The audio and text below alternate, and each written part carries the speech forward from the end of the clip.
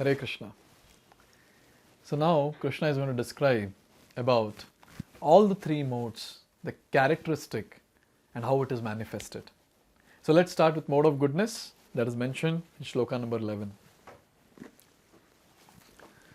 Sarvadvareshu dehesmin prakasha upajayate jnanam yada tada vidya vivridham sattvamityuta. Here it is said that sarvadvareshu dehe asmin prakasha upajayate. All the doors, all the gates which are there in our body, they are all prakasha upajayate. They are all illuminated. And then jnanam yada tada vidyat.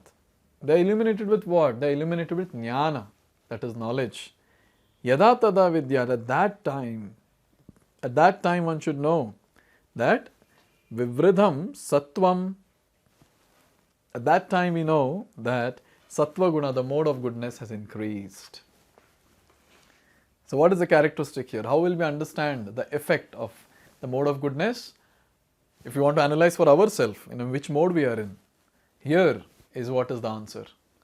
The answer is when all the 9 gates in the body, they get illuminated with knowledge. At that time we can say that yes, now I am in mode of goodness, or that person is in mode of goodness. So what are the 9 gates that we have? So 2 eyes, nostrils 2, mouth 1, so 5, and then 2 ears, 6 and 7. And then we have anus and the genitals. So they are the other 2. So total 9. So we see the 7 gates are there in the upper part of the body and 2 gates are there in the lower part of the body. Now here it is said that when every gate is illuminated by the symptoms of goodness, it should be understood that one has developed the mode of goodness. So every single gate will be in the mode of goodness, will be illuminated. Now how to understand? How to understand that every gate is illuminated? In the mode of goodness, one can see things in the right position. So we'll be able to see things as it is in the right position.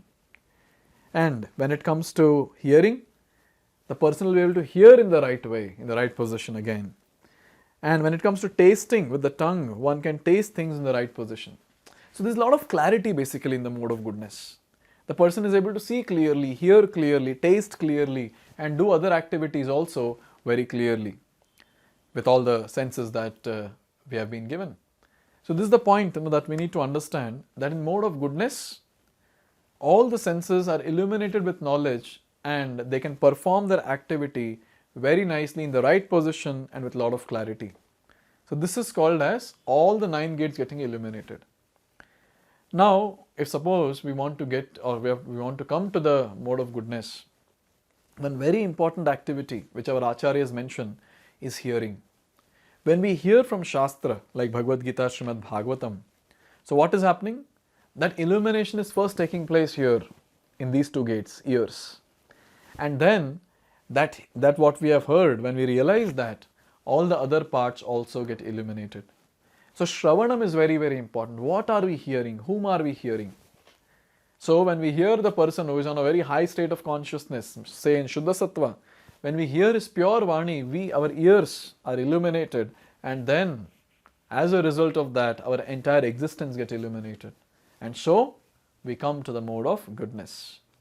And when this happens, our activities also get into mode of goodness. Our likings for various things will be in mode of goodness. So in this way, mode of goodness, entire existence is illuminated. One becomes cleansed inside and outside. Again, this is a very nice point. When a person lives a mode of goodness life, he'll make sure that he is cleansed outside.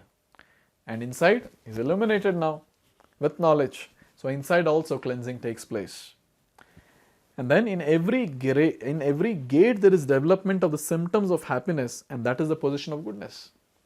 When everything is clearly working, very properly working, all the different 9 gates, they all are properly working, and there's a lot of clarity in the activity that the person is doing. So in that case, what will happen?